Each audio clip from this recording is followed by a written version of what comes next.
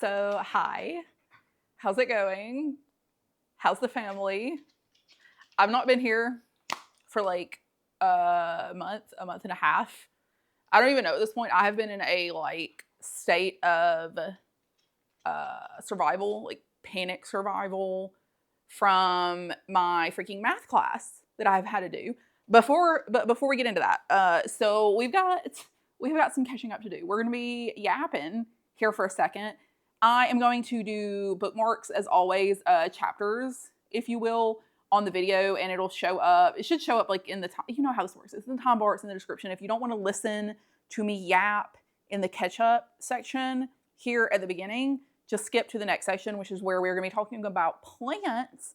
I'm going to show you just some plants that are like kind of popping off right now, that are like looking really good, showing some cool growth, doing cool things in the past while that I have not been here. I've got 6 non-anthurium, 6 anthurium that we're going to be looking at. However, before you skip to that next section, just know I am going to be talking about the new dog that we adopted. Just putting that out there. I'll tell you what, I'll do my own bookmark for the dog section. I'll do a separate bookmark for the dog section too. So if you don't want to hear the yappy non-dog catch-up portion here at the beginning, but you do want to hear the dog portion, you can skip to that part, which will be at the end because that's the most exciting update. So we will save that one for last. So first of all, I'm done with school. We are done. We are officially closing that chapter. It was honestly fine. It took me extra long because I was only doing a part-time for my associate's degree in cybersecurity. But when you can only do like 2 classes at a time, it takes twice the amount of time to complete that. So it has taken me years to get this over with. Honestly, it's very underwhelming having completed it. It's like, I saw this meme one time that's like, you graduating is just you sitting alone in front of your computer on a random Tuesday, being done with school, and it's just this like weird, like surreal, like, okay, is that it?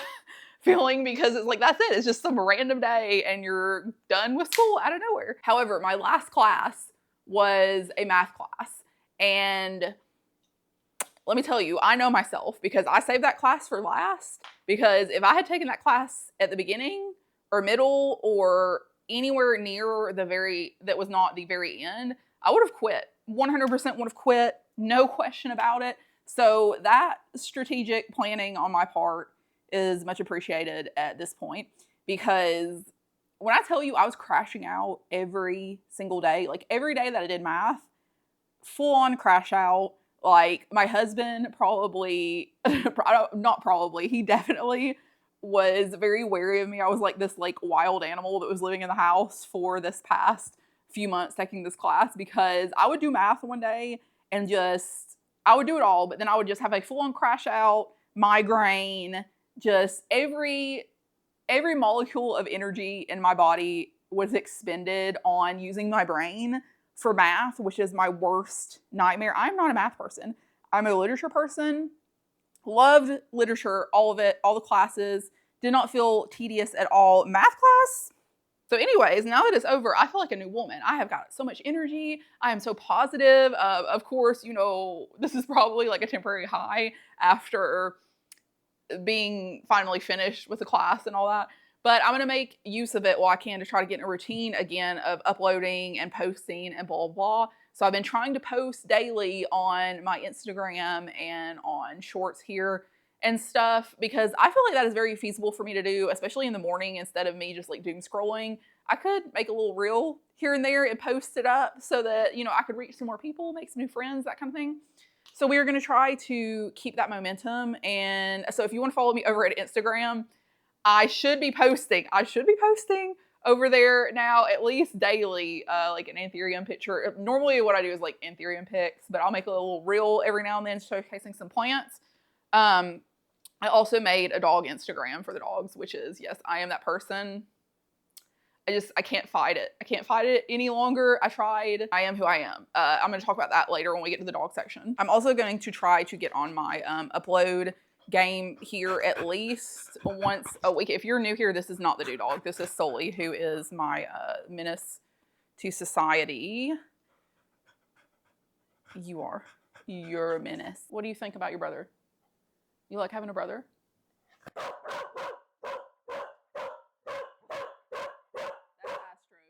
Astro. If you have sensitive eardrums, do not get a corgi. I will tell you that. Okay, anywho, so math over. Thank you, Lord. The other thing that I've been going through is I've had this, like, my wisdom tooth has been killing me. Had some kind of like funkiness going on over here. So now I have a consultation with an oral surgeon to get at least the one removed that's been bothering me. I know, look, I know I should have had my wisdom teeth out years ago, but did I do that? No, because it's scary. It is scary for me to think about. So I try to avoid it. But we had a big problem going on in here for the past few weeks. And let me tell you, dental pain is no joke. So I finished math, immediately had this like wisdom tooth thing going on. So like dying for 3 weeks. But we are doing well again. I have a consultation at the end of this month. So that'll be a bridge that we're going to cross when we get to it. Plant-wise, I have gone on a whirlwind through the house to try to get everything back on track, because I have not only been MIA from YouTube, I have been MIA from everywhere. I've been fighting to survive. So the plants were not very high on my list of important things that I should be thinking about. So I went through this area in here, which is like my non-anthurium planty space. It's like in what would be my dining room area in an open concept home. So I've gone through this space. I have cleared out any plants that have been struggling for a really long time, giving me too many problems I just don't want to deal with anymore. Weak specimens, things that are like infested with pests, that kind of thing. Like stuff that I'm just not absolutely in love with at this point in my career. I also have a tent full of hundreds of anthurium. So I only have the capacity for like my very, very favorite plants that are willing to work with me out here.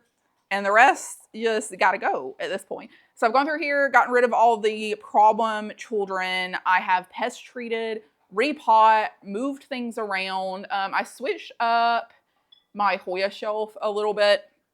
We're gonna have to do a walkthrough. That's gonna have to be a whole separate video when we walk through here and talk about the plants. So, which is why I just pulled some of my like standouts today to talk about, because we're gonna have to do a walkthrough and just go through everything, because there's just too much. There's too much for me to bring to you and show you in this video. So that's going to be a separate video. Maybe the next one, we'll see. We'll see what I feel up to. But anyways, fertilize, rearrange, did the whole 9 yards to catch up on everything. So out here is doing pretty good.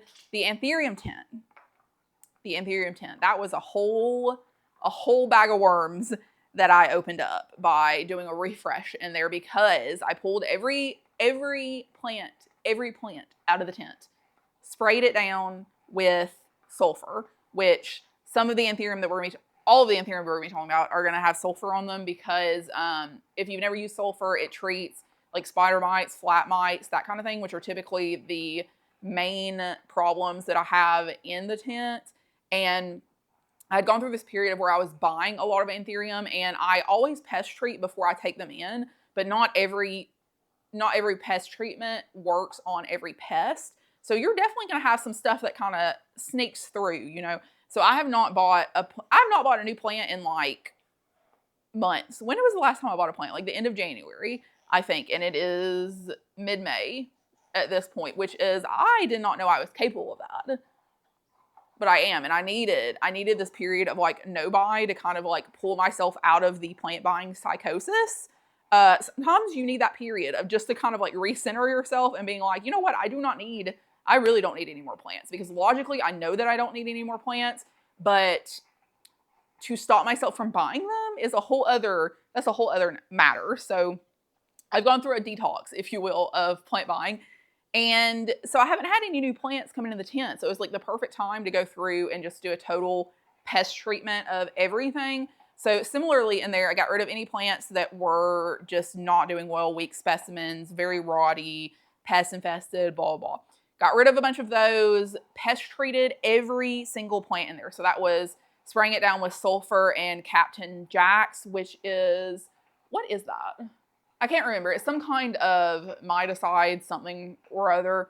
So they all got sprayed down with that. Every single plant. Took everything out, cleaned the entire tent out, wiped everything down with like peroxide, preventatives, cleaned everything out. Like it was squeaky clean in there. And all the plants are, and I'm not washing off the sulfur. So just keep in mind, especially in an enclosed space, it does smell like toots in there and probably will for a little while.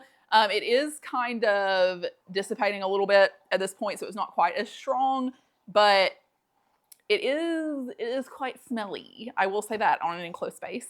But I'm not planning on washing any of these sulfur off. I'm just leaving it on those leaves. And as they grow new leaves and I cut the old leaves off that have sulfur on them, things will kind of start looking better again in there. But I have no concerns. I do not mind the sulfur. Let me tell you, a tent full of plants that are coated in sulfur looks amazing to me, because I am thinking about the fact that there are no or very few spider/flat mites crawling around on those plants at that point. And that just fills me with the warm fuzzies, you know? But anyways, that whole long-winded explanation to say things are in good order in the tent. Things are in pretty good order out here. My seedlings are getting pretty big. We're gonna have to take a look at those together before too long, because they're starting to show some of their traits. I have a few that I think are variegated, a few that I think are mutated, that kind of thing. I do have still some for sale on the website and my Etsy and Palm Street, wherever you prefer to shop, if you're in the market for a cutesy little anthurium seedling. And I've got all the parent info and everything on the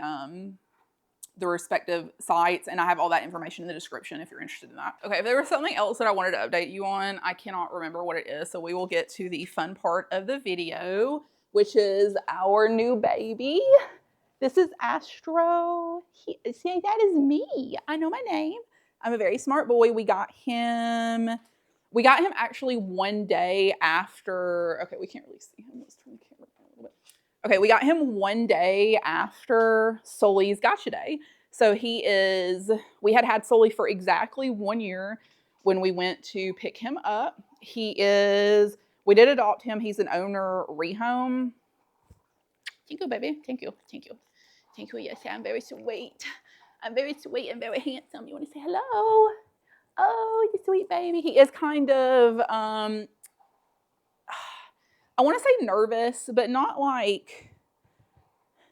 the most nervous. He is naked right now. Just keep that in mind. I took his collar off because we got them these really big tags that has all of our personal information on it. So I'm going to have to remember when I'm filming to try to remember to take those off so I don't blast my personal information all over social media. He has been wonderful. He has been literally the ideal, like the best case scenario that you could hope for when bringing a new dog into a home, especially when you have a dog like Sully, who is king of the castle.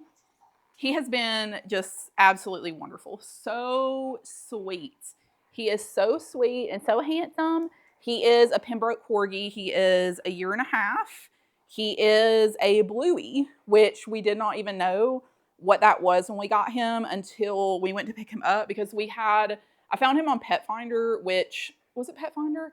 It was either Pet Finder or Adopt a Pet. They have an option now for people to like rehome their pets on there as well. Let me tell you, we had been in touch with many a rescue to try to adopt several different dogs, some corgis, some corgi mixes. Sully, our other dog, which you saw at the beginning part of this video, he is half corgi. So we think we have not had him DNA tested, so he could not be corgi, but mannerism wise, he is very, very corgi personality wise. And we're thinking corgi, mom, dad, bully, pit bull, something along those lines. Some kind of pit bull, bully, something or other, because he's very muscular. He is stocky. He's 50 pounds right now, which is actually a little bit too heavy. He's on a diet. He has to lose like a few pounds because he's getting a little chunky. His ideal weight is like probably like 45 to 47. 50 is like just a little bit over, and we do keep track of that because keeping them a healthy weight is very important, especially when you have these dogs who are long and short, because their backs are very at risk for like IVDD and things like that.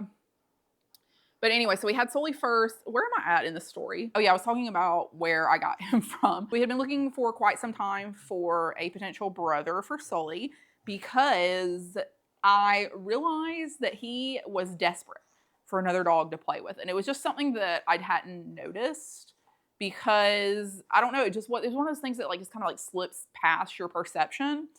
But I started noticing when I would take him to walk at the park, there's a dog park, and I do not let him go in the dog park for many reasons. First of all, just the fact that where we are located, the dog parents are not very responsible. So it is my greatest fear to have him loose in a dog park. He is also reactive, but normally that is only when he's on a leash. When he is like, there's a dog through a fence or he's walking around with another dog, he's fine. It's just that leash thing that kind of like freaks him out. But I would always take him up to the fence so he could sniff the other dogs in the dog park and kind of learn that, other dogs are okay, it's fine, that kind of thing. And he always did wonderful. And he had gotten to a point where he wanted to go in there so bad. He was just like running back and forth along the fence, like obviously on the leash, trying to play with the dogs that are inside of the dog park. And I know that people in there probably think I'm crazy, like just let your dog come in here. But it's like, first of all, he does not have any manners. Like he is he's 50 pounds right now of muscle. And he will bulldoze, I don't care what it is. He'll bulldoze a Cane Corso out of the way. He's no manners whatsoever. And that's something that I don't want to bring to the dog park either, because my dog is crazy and plays like a maniac. Like, I need another dog that belongs to me to kind of like manage myself. But anyway, but then it was something that once I had seen it, I couldn't unsee it. And I just saw how desperately he wanted to play with other dogs. And I started noticing that in other scenarios too, that he was just like really desperate to play with other dogs. So it was this thought that was implanted in my head. And now my husband was the problem in this picture, because I am perfectly fine being Delulu by myself, but he is 100% reason. So he was like, Leslie, you were insane. Like, we do not need another dog. I was like, I know that. I totally agree. It's like, but I literally cannot stop thinking about how desperate Sully is to have a companion, because he's with me all the time. Yeah. But it's like, there's just something about having another dog to have around and to like play with and stuff. It's like that. I can't provide him that myself. I keep trying to put Astro in front. Did I say his name's Astro? His name's Astro. No, I think I did say that. But I keep trying to put him in frame so you can see him, because we're talking about him. Okay, he's too hot, so we're back to me. But anyway, so I was talking to my husband about it, and there was one particular dog that I was really interested in. He was a Corgi mix, and he ended up being mostly Corgi Dachshund. Like, he looked like, this was a dog that we actually went and picked up and brought to the house to try to acclimate, to see if it would work. And when he was here, like, I saw that he was like very Dachshund primarily, and he reminded me a lot of Stark, our previous dog, and who we lost last year. And like the timeline of things was, when me and my husband met, I had two dogs. I had Vash, which is a greyhound, and Stark, who was my Dachshund mix. We got Sully as our third dog, and then 6 months after we got Sully, so 6 months ago, we lost Stark, which was the Dachshund mix, my original dog. And that was very difficult. This dog that we had tried to adopt ended up being very Dachshund personality-wise, which was, he loved me. Like, he wanted to be with me. He did not like Kevin, did not like Ava, who is my niece who lives here. All he cared about was me. And he did not like Sully because of the personality type. So I was like, obviously, this is not a great situation. And it got to the point where like Sully was very freaked out at him, because he was being very aggressive towards Sully. Now, that's not to say that that's not something that could be trained out. It definitely could be. But I think that even with training and proper introductions and time, that we would be looking at a relationship like Stark and Sully had, which was Stark just wanted to be with me, Sully just wanted to be with me, but they didn't really want anything to do with each other. Yeah, we talked about it a lot. And just the fact that this was going to be our last dog. Like, if this dog didn't get along with Sully, he's just not going to have a companion, But anyways, fortunately, that was through a rescue. So I just kind of like coordinated with his foster mom, and we brought him back, and he just went straight back into his foster mom's care. So it was fine. It was not that much of a transition to him. He just kind of got a vacation away where he was treated really nicely and got some really good food for a little while before he went back home. So it is sad. Like, I do feel really bad about the fact that we weren't able to keep, like, I wish that I could have every dog. That's the problem, is I want to help every single dog. And I even feel guilty for adopting Astro, because it's like there are so many other dogs that need homes also. But it's like, it's impossible. You can't have all the dogs and you cannot adopt every single dog. But I know fellow dog lovers out there, like, you feel me. But anyway, so we had tried that. We had gone to animal control and met several dogs on different occasions. This was a very prolonged process of us trying to find a very specific dog that would be compatible with the love of my life, which is Sully. Just ignore my sweaty face because it's getting hot in here. But that was a whole other stressor in my life for a while because I just wanted, this to be the perfect dog, and it takes so much effort. Let me tell you, we had reached out to so many rescues, and the problem is these rescues are run by volunteers, so they only have so much energy that they can invest in getting back to every person. But it was pretty much impossible to even get in touch with another rescue. We were in conversation with one other owner about a dog that they were rehoming also. There was like another listing that we had found on Pet Finder, and it was between this other dog and Astro, and the other dog was a bigger dog. He was a Corgi Aussie cross, I believe, but from the conversation that we had, he was not socialized very much outside of the house, and he had no experience with other dogs. And we were going to be traveling to go meet these dogs, so this was something like we wanted a little bit more confirmation that they were at least dog friendly before going to meet them. And Astro, on the other hand, his previous family said that he was really good with dogs, really good with kids, people, all of that, that he was socialized. He was obviously, even now, socialized well when he was a puppy and stuff because it was a really good demeanor.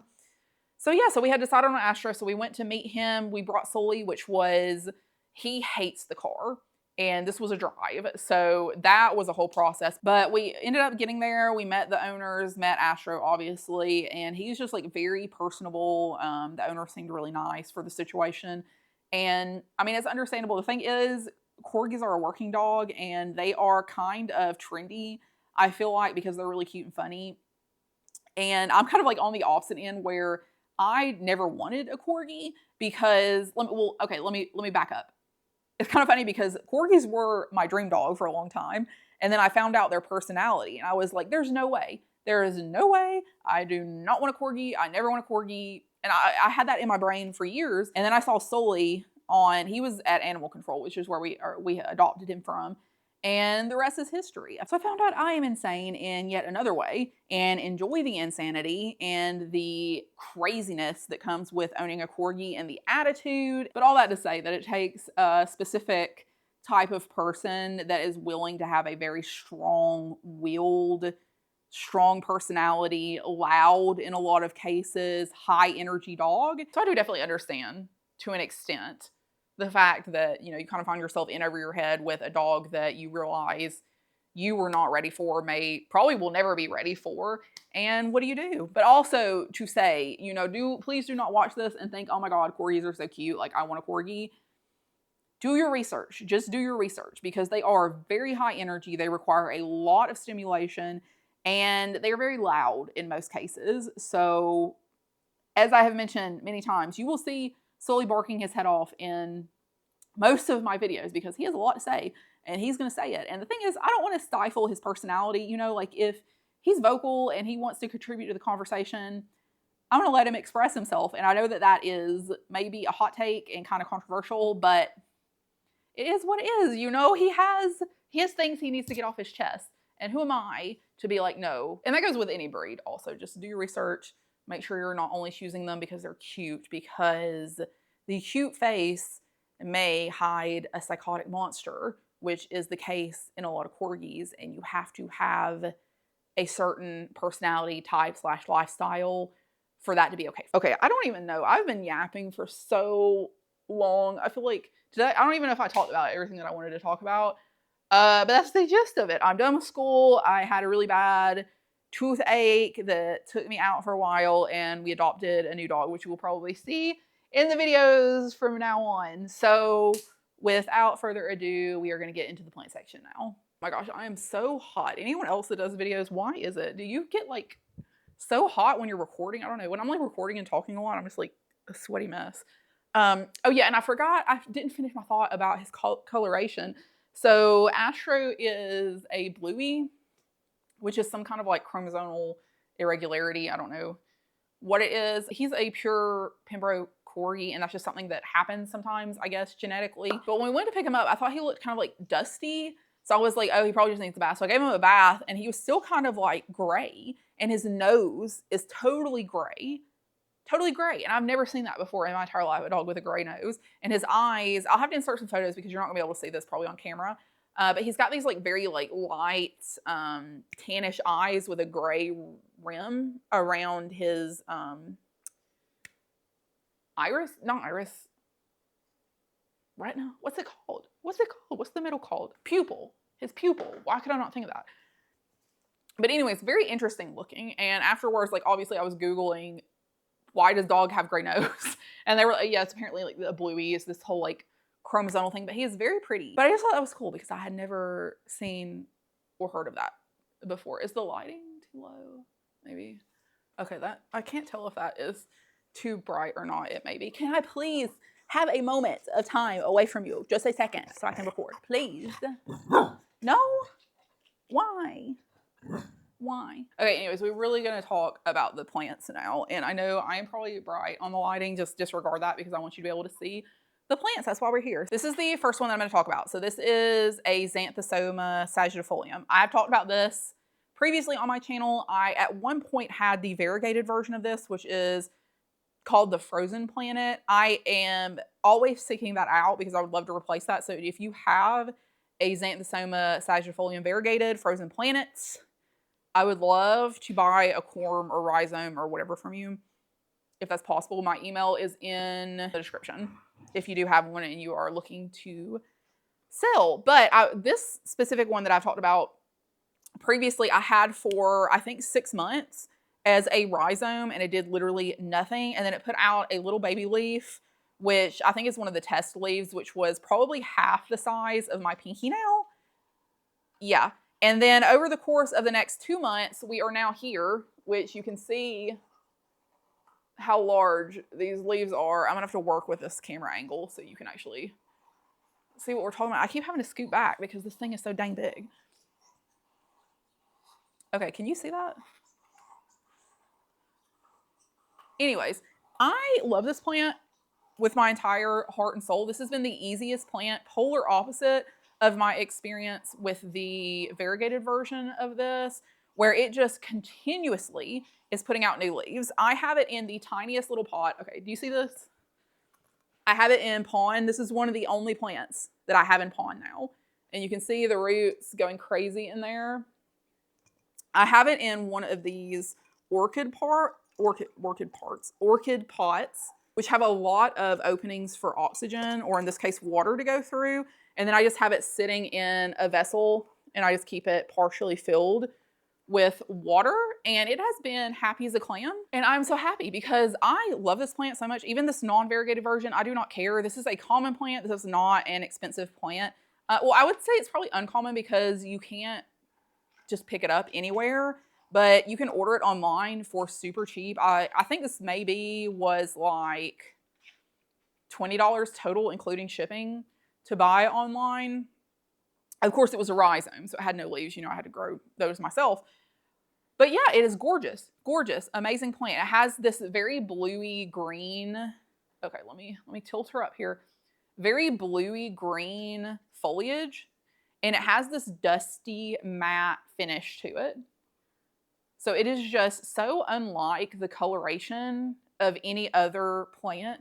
I almost would say it's somewhat similar to the Cebu blue, but this like bluish tinge to the leaf is just deeper.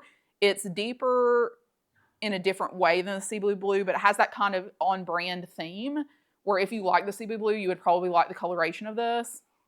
And the venation is gorgeous. So this is the newest leaf here at the top. It does still have some residue from where it was unfurling, but you can kind of see that purplish venation on the front as well, but it really carries it a lot in the backs of the leaves. Let me flip around the other way now. Yeah, but you can see here how deep, it's this very deep, dusty plum venation to the backs. And it does carry it somewhat in the front of the leaves too, mostly when the leaf is younger. As it gets older, it does kind of fade away. But it has that kind of like purpley ribbing to the venation. But yeah, it's just beautiful. Beautiful from the front, beautiful from the back. It reminds me very much, this venation, of Hoya. So if you have any Hoya, or other ones also, just like, when they get that very deep purple vein in the back, it's exactly the same. Exactly the same feel.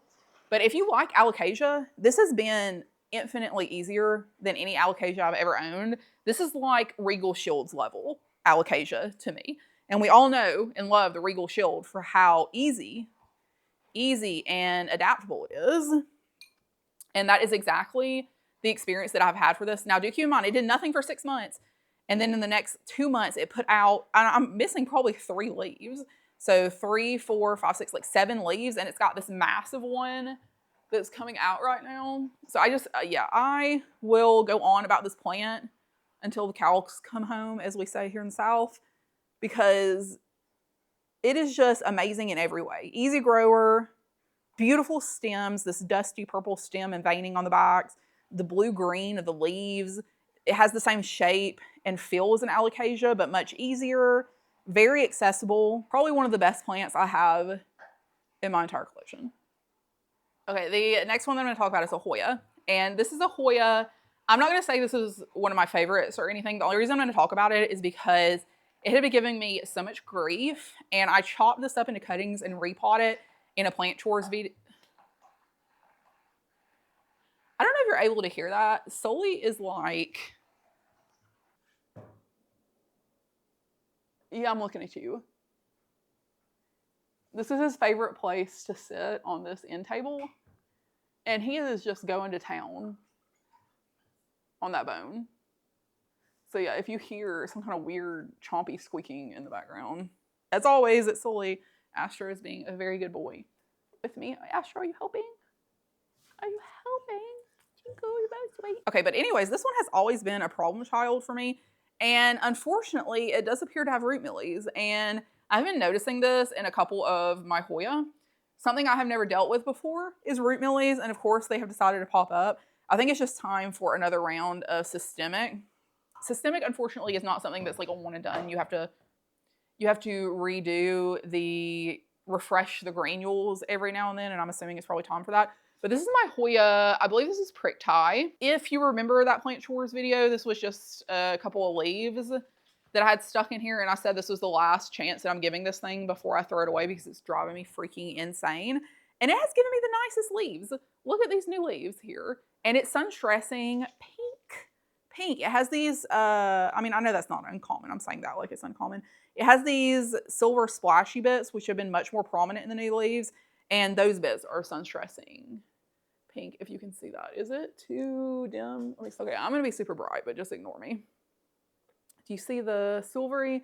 I don't know if you can tell the sun stressiness of the splashy where it's like pink, but oh my gosh. So much appreciation for these leaves. Look how good those look. And they're all like crinkly and crusty and funky looking, which is my favorite. So yeah, I am very pleased that I did not throw this away and I am giving this a second chance, even though it has freaking root mealies, which are just, if you don't know what that is, these like little white, oh my gosh, they're going crazy. The white little patches in here. That is one thing that I will definitely need to do, is go around and refresh my systemics to try to get on top of these, because that is the last thing that I freaking need. But yeah, I'm very pleased at how well it's growing. We have a couple of tendrils going on out here. So, that just goes to show you, sometimes you just need to threaten them a little bit, Okay, this one's really funny. This is a caudex plant. So this is my Stephania Nova. And similarly to the Xanthosoma, it did literally nothing for me for so long and then spit out this comically large leaf. I cannot believe how big this leaf is. When I tell you the leaves it was previously giving me were like my thumbnail, and then this. I love it when plants do that. I think it's just so funny. But you can see here, you see her caudex. So this is her chunky little base, and it'll go dormant and then regrow, and you'll get some varying level of leaf size. She is getting more light now, and I'm watering her way less, so I think that is correct and what I should be doing. But she has these really cool giant circular leaves, and I just love the veining on these. It's very, you know what? It makes me think kind of anthurium, which is probably why I'm so partial to it.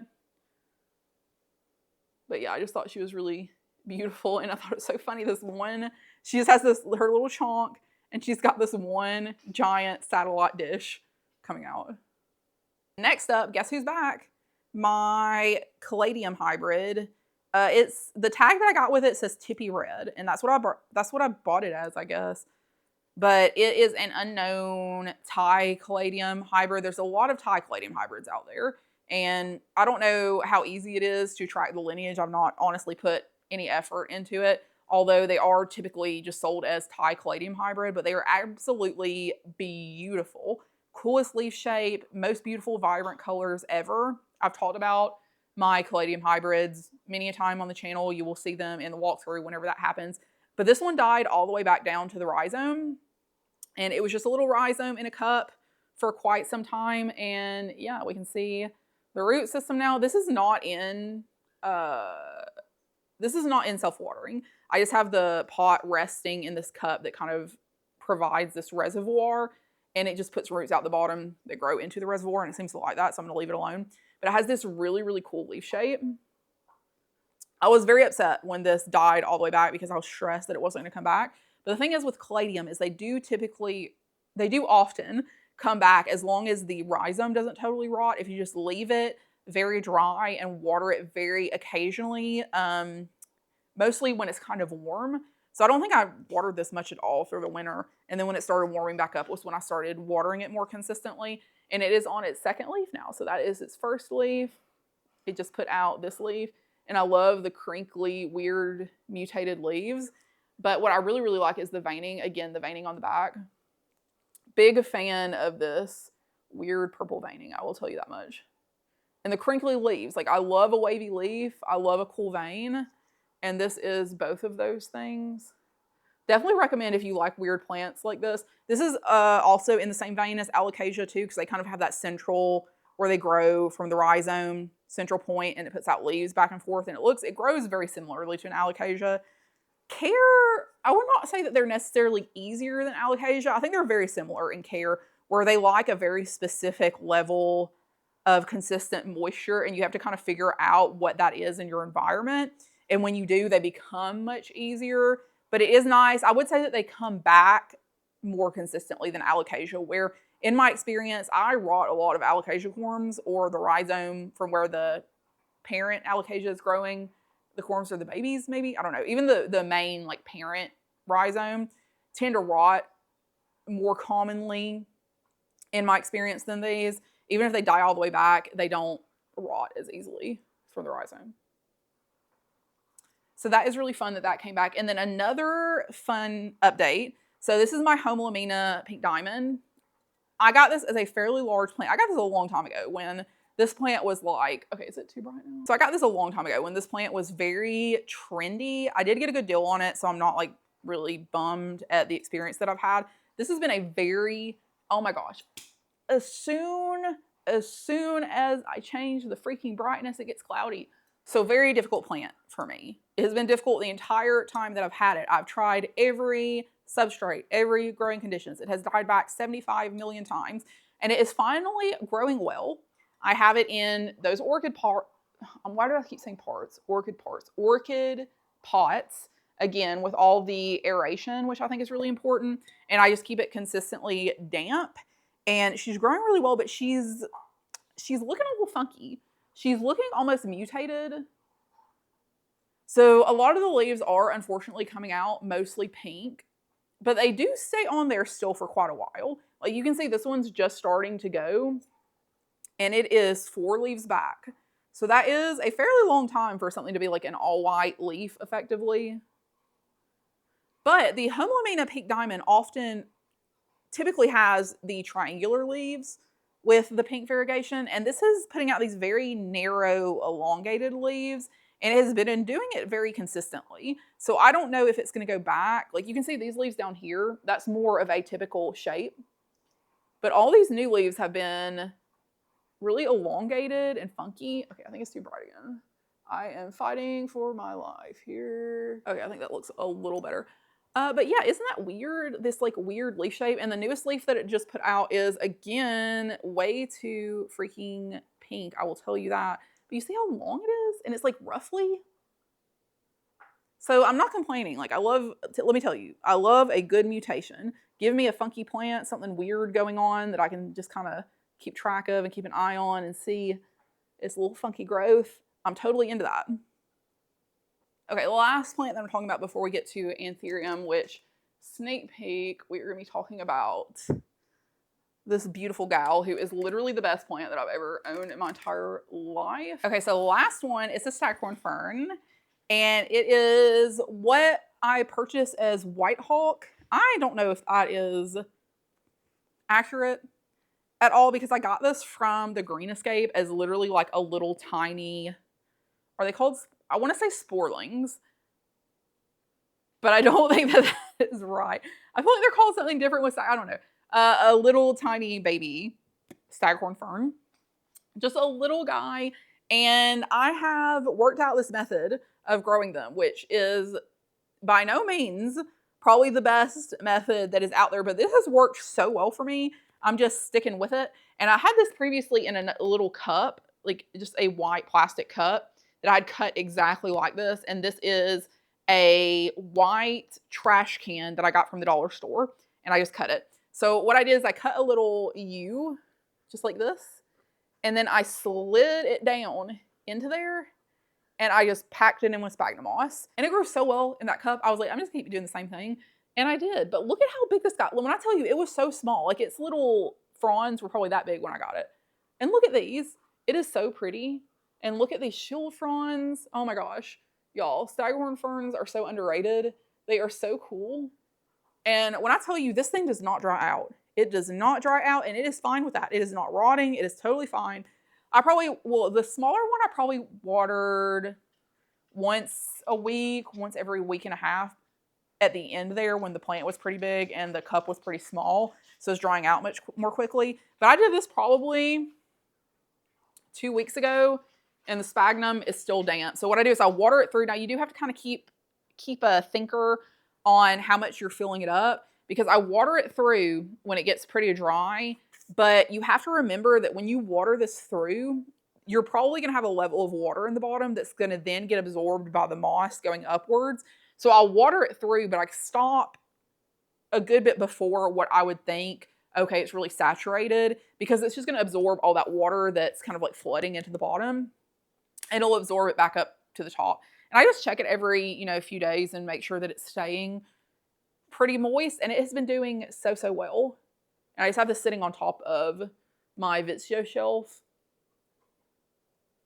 And it looks so good. So I'm not saying this is the right way of doing things, but if you want an alternative method of growing staghorn ferns that is kind of like mounting them, but stays moist for longer and is easier to manage than having it hanging on your wall, all I'm saying is it's working for me, okay? Okay, on to the anthurium, and then I gotta go because I'm hungry and I need to eat lunch.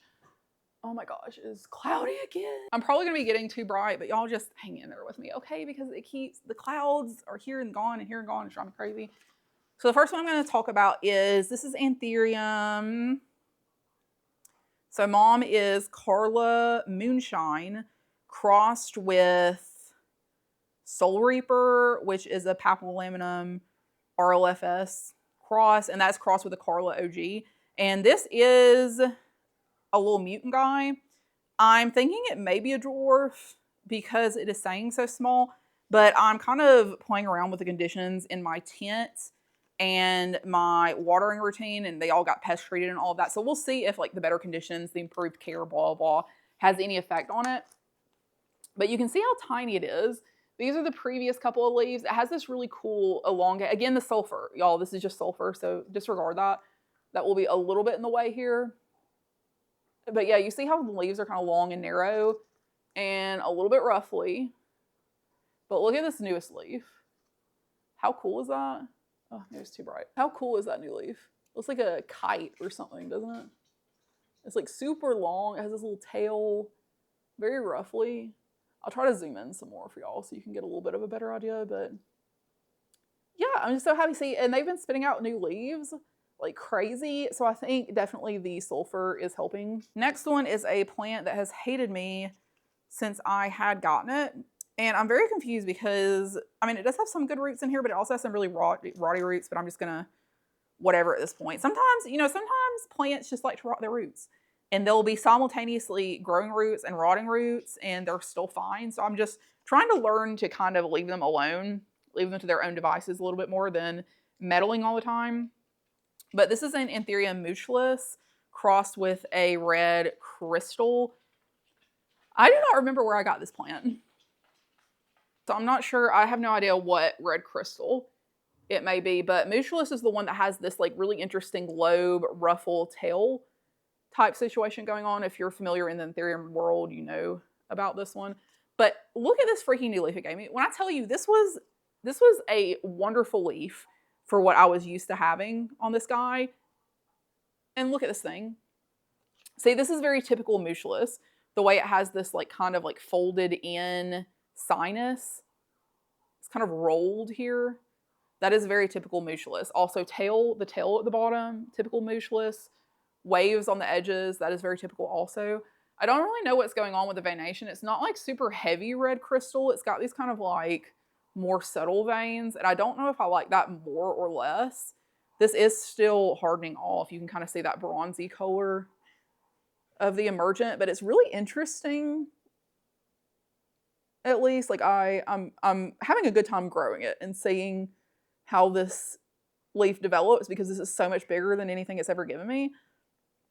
And I'm hoping that now we'll kind of like consistently start getting some better growth, and then I can size it up in the future, and maybe the leaves will be getting a little bit larger.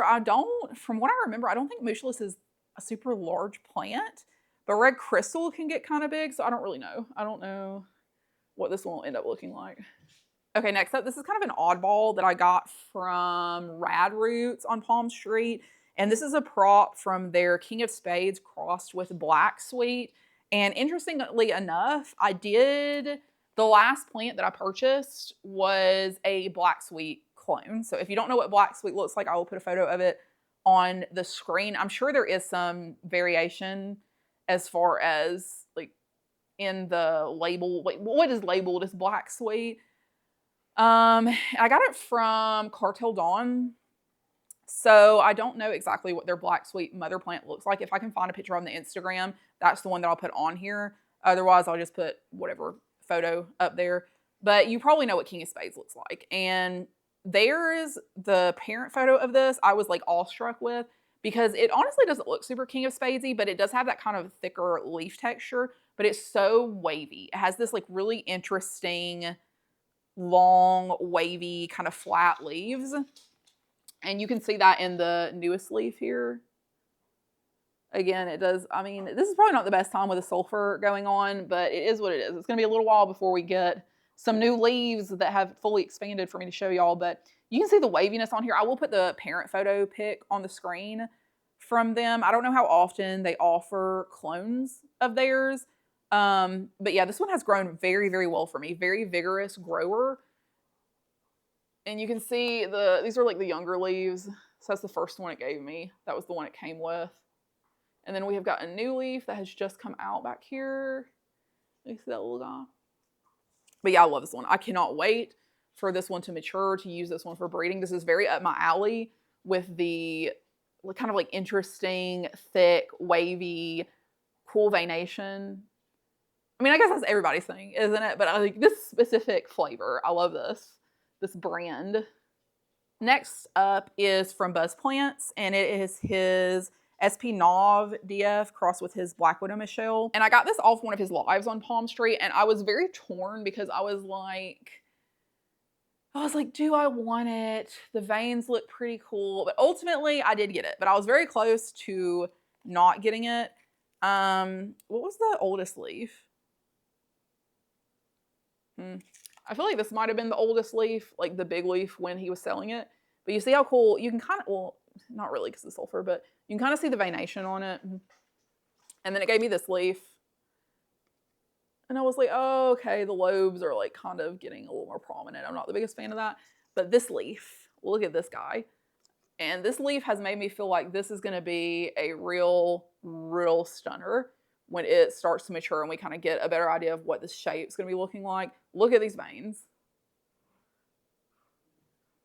Like, those are absolutely incredible veins. And this is still like somewhat soft, which is why it has that darker color to it. It's not finished hardening off. I just think this one's going to be absolutely incredible. Black Widow Michelle, at least Brendan's Black Widow Michelle, is just out of this world as far as the veins go. I do have another one of his, or a couple more of his Black Widow Michelle hybrids also.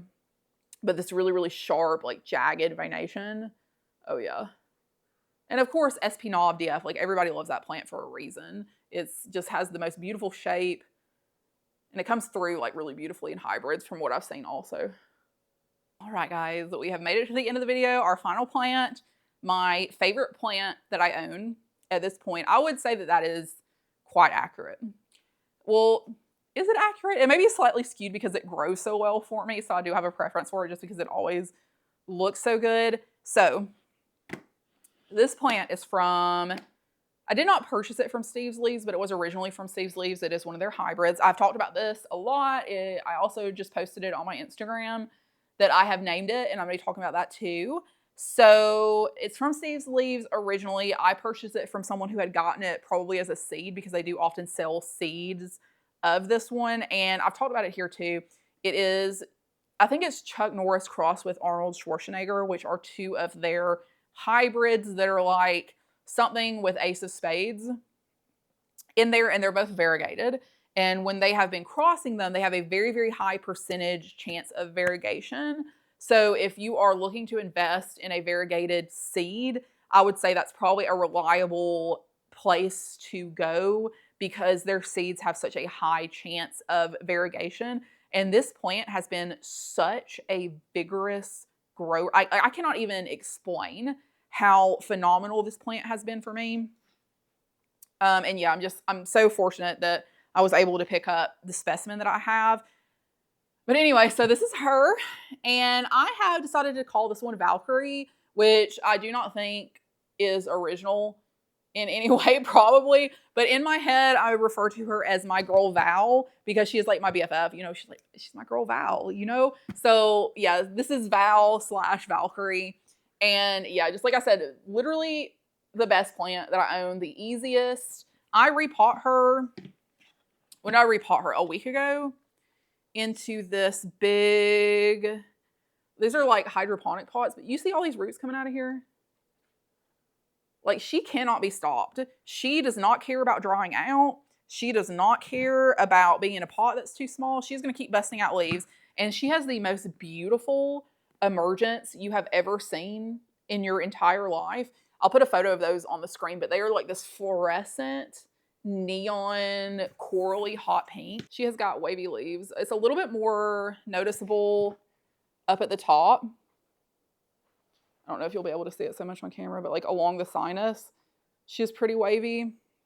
She does have a little bit of a waved leaf margin, but yeah, just like very noticeable in the sinus. She has this very short closed sinus, which is also really interesting. And she has this kind of, I can't remember what this is called. If I can find information on it, I'll put it in the somewhere on the screen. But this little, like the closure on the back, it almost looks like little gills. And I had a random, what was it? Regal at one point that had those on the back of the leaves, and I loved it. But it grew out of it and stopped doing that. So I don't know. But it is, I think it's resulting mostly from the closed sinus. But yeah, just look at this variegation. So we've got that kind of like mottled, pixelated variegation. I always refer to this as pointillism because that's just kind of what it looks like to me. And then this really pretty, it busts out this sectoral variegation every now and then. So that was one of the previous leaves. You can see on this one, it doesn't have so much of the pink in the veining. This is its newest leaf. So it does have that very like pinkish tone to it still. My head out of the way so you can see the plant. And we got like the pink petioles. You can see how pink it is on the back too. Yeah, I could just literally go on about this plant forever. And you can see she holds on to her old leaves. So she's got a million leaves in here. You see all those freaking leaves? It's amazing. Yeah, she's just been so easy. I love how like kind of like long and pointy her leaves are. Close sinus, ruffles. She's very unique. I have never seen a plant that looks like her, even from other plants from this cross. Just to me, nothing's as good as her. Like she is just, of course, I'm biased because she's my plant, she's my baby. But yeah, I just personally think, yeah, she is the one. She is the specimen. And I love her so much. And I cannot wait. When I tell you I cannot wait to hybridize her, I really want to self her. That is my number one goal. I do not want to cross her with anyone else. I only want to self her. So I will be collecting pollen initially and then pollinating afterwards.